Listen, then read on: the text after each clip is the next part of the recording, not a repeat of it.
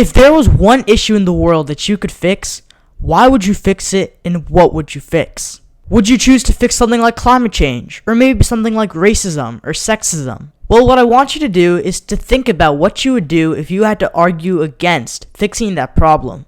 How would you argue that we shouldn't solve this problem? Or how would you tackle the idea that maybe this problem doesn't need fixing?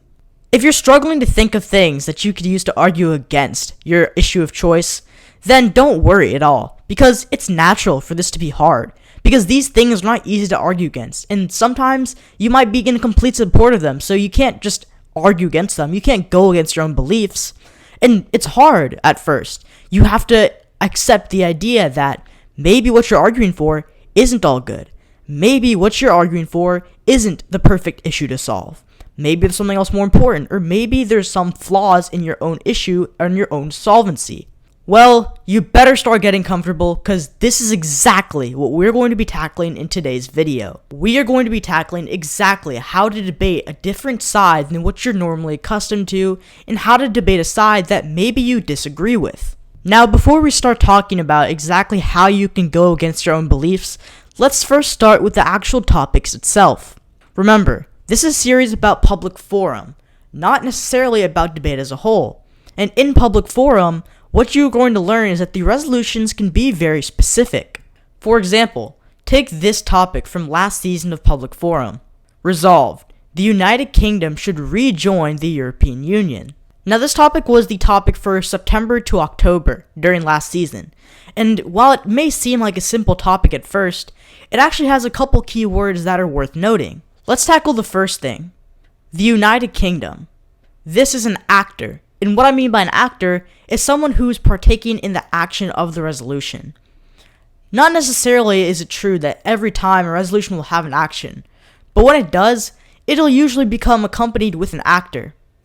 And if the actor is specifically defined, then that's a good baseline for how you can understand the implementation of the resolution, or who will be enacting the resolution.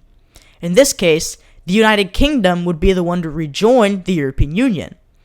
And if we look at both sides of the coin, that means that both the United Kingdom and the European Union are actors. They're both countries and organizations that are going to have to be working together in order to make this whole resolution happen.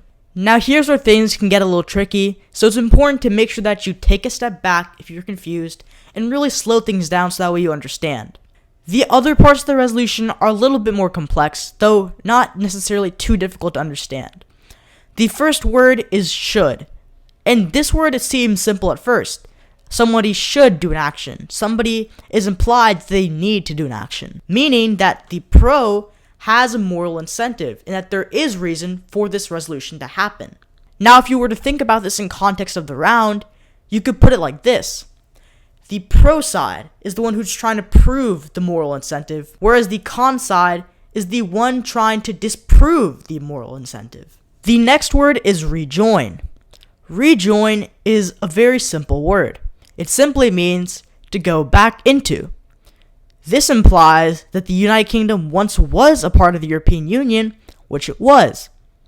Now, something else you might need to know is that the United Kingdom actually left the European Union through a process called Brexit, where they completely separated from the European Union and became independent from the body.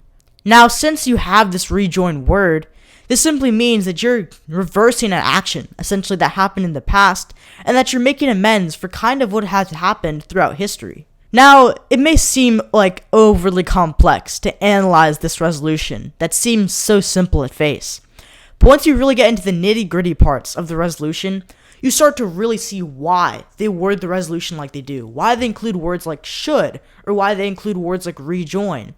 It's all for specificity and to ensure that there's a reasoning why you have a pro and a con. Now, if you're confused at all by this video and you have no clue what I'm talking about and you don't even know what a resolution is or what public forum is, I would highly recommend that you check out the other videos in this series that'll give you a full breakdown not only of what public forum is, but also help you establish a proper baseline for how to debate a full public forum round.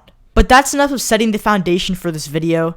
Let's actually start talking about pro versus con. Pro simply means that you support the resolution, and another word for pro could be the affirmative or the affirmation. the pro/AF will always work to support the resolution and be in favor of whatever the resolution is. For example, a resolution could be the United States should ban artificial intelligence. If this were a resolution, which it's never been, but if it were, the pro would be in support of banning AI in the United States, whereas the con or negation would be against a ban of AI in the United States. It's pretty simple. It's sort of like a true and a false, or a right and a wrong, except both sides could both be true and both be correct. Now, this concept is pretty simple to understand, but it's also important to understand how this might implicate to the round. If you are the pro or the AF, for example, you have a burden of proof to prove that the plan is good, whereas all the negation or the neg has to do is simply disprove what the AF is saying and prove that the world right now, or what we call the status quo in debate, is currently good and that there's no need to change it. So this is why I highly stress that you read the resolution carefully, you take the time to research what each word means, and that you make sure that you're not tripping yourself up on anything that might seem too simple or seem like kind of self-explanatory. Because even if it is, it's better to do the check and research yourself than to mess up in round and pay for it. But that's enough about pro and con.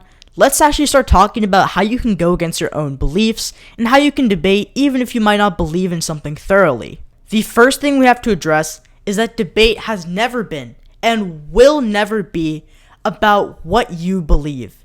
Debate will always be about what you can prove and what you can argue for. But it's not like I'm just telling you this because you have to do this in debate. It also helps you even if you're not arguing a side you don't believe in. For example, by researching the other side, you can help prepare counter-arguments to that other side, and therefore, when you get the side you like, you can absolutely destroy the other side, even if they have good arguments, because you already researched them, and you actually took the time to sit and understand them, which helps save you a lot of time in round. And so the effects of actually debating against your own side that you prefer actually turns out to be the same solution to overcoming your own beliefs. If you just think about it logically that you're doing this to make counter-arguments, or you're doing this to actually address a certain argument that you don't believe in, then researching the other side becomes easy. It's just simply a way for you to learn about what the other side is thinking, and then strengthen your beliefs according to what you research. And so you don't have to give up on your beliefs. You can have both. You can choose to believe in what you want, and also be a strong debater. It's simple. All you have to do is frame the opposition as a way for you to grow your own arguments and your own side. Then, while you're researching them, not only are you understanding their perspective, but you're also understanding a better idea of how you can counter their perspective and how you can shape your own narrative to beat theirs. Oh, and one final thing. It's important to remember that no side in debate is objectively right. No matter what you think, no matter what may appear in your news or in your local feed, it doesn't matter.